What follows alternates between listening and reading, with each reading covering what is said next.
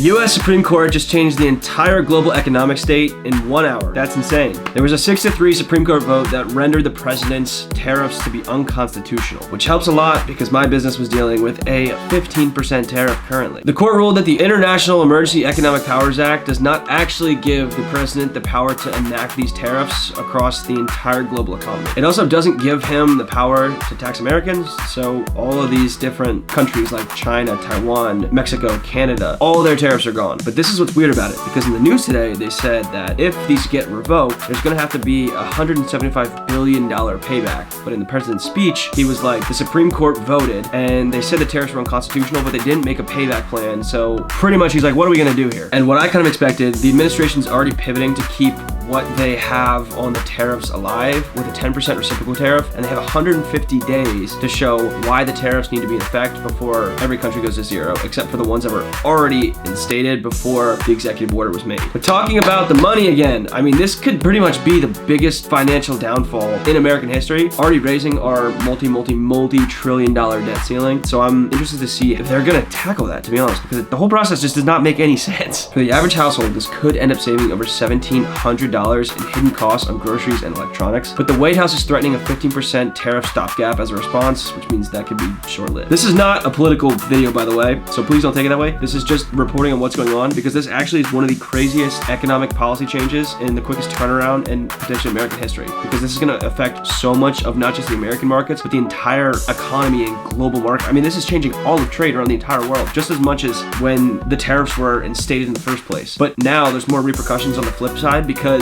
there's $175 billion in collected money that's going to have to be redistributed to all these countries along with the American people as well. So the trade war is not over, it's just moving from the shipping yards to the courtroom. And fingers crossed, these tariff prices either go down or go away, but right now we are dealing with a 10% reciprocal global tariff. So the question in 2026 is not if the tariffs work or are going to be instated, it's just going to be now, who has the power to sign the bill? Subscribe to stay updated.